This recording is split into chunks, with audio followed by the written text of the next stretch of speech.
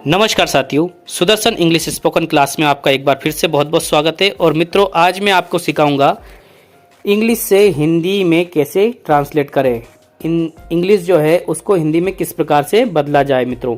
ठीक है, तो सबसे पहले मित्रों आपको ध्यान रखना है, लगभग 5 से 6 वोकेबलरी आपको शब्दार्थ एवरीडे याद करने हैं। ठीक है, और रोजाना कोई ना कोई पैराग्राफ पढ़ने का प्रयास करें। आप रोजाना यदि एक पैराग्राफ पढ़ेंगे तो आप प्रतिदिन यदि करेंगे ऐसा तो आप जल्दी ही इंग्लिश सीख जाएंगे। ठीक है, how to translate English into Hindi, English में जो चीज़ें लिखी है उसको हिंदी में किस प्रकार से ट्रांसलेट करें। ठीक है, अब देखिए मैं एक स्टोरी के माध्यम से आपको ये बताता हूँ। जैसे एक स्टोरी लिखी है यहाँ पे, इसको मैंने लिखा है जैसे ए बी।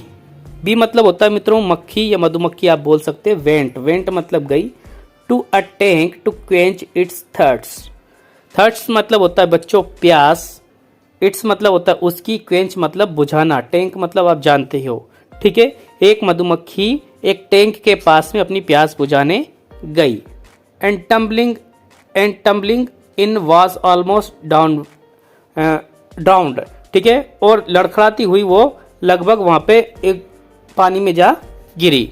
ठीक है, और डूबने ही वाली थी लगभग। टम्बलिंग का मतलब होता है वो लगभग डूबने वाली थी।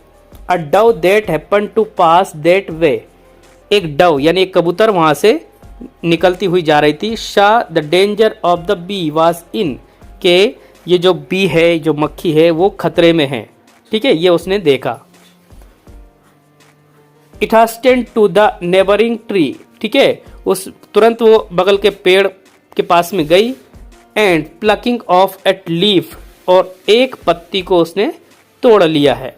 ठीक है, dropped into the water before the bee, और उस पत्ती को जो बी थी, वो जो मक्खी थी, उसके सामने उसने क्या कर दिया, उसको पटक दिया। ठीक है, the bee climbing on the leaf, जो बी थी क्लाइंबिंग मतलब चढ़ रही है, उस पर चढ़ चुकी है। ऑन द लीफ पत्ती पे चढ़ गई है। ड्राइड इट्स विंग, और अपने पंख को सुखा ली। And flew away to its hive, और पंखों को सुखा के वो अपने छत्ते पे चली गई। Full of gratitude to the dove that had saved its life, और वो उसका आभार व्यक्त करती हुई गई जिसने उसकी लाइफ को बचाया है। ठीक है, डव का।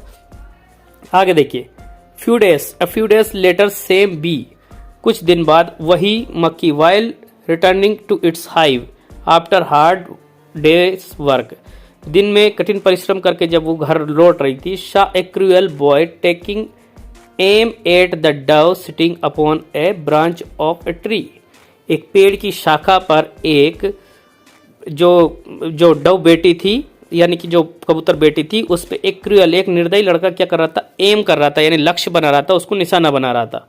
ठीक है, the boy and just when he was going to shoot the dove, ठीक है, और उसी पल जब वो लड़का जब उसको शूट करने वाला था यानी कि उस पर निशाना लगाने वाला था, स्टंग इट। ठीक है, स्टंग इट मतलब उसको क्या कर लिया, एक डंक मार दिया। किसने, उस बी ने। ठीक है, the boy danced with pain, बच्चा जो लड़का था वो दर्द के मारे नाचने लग गया, उछलने कूदने लग गया।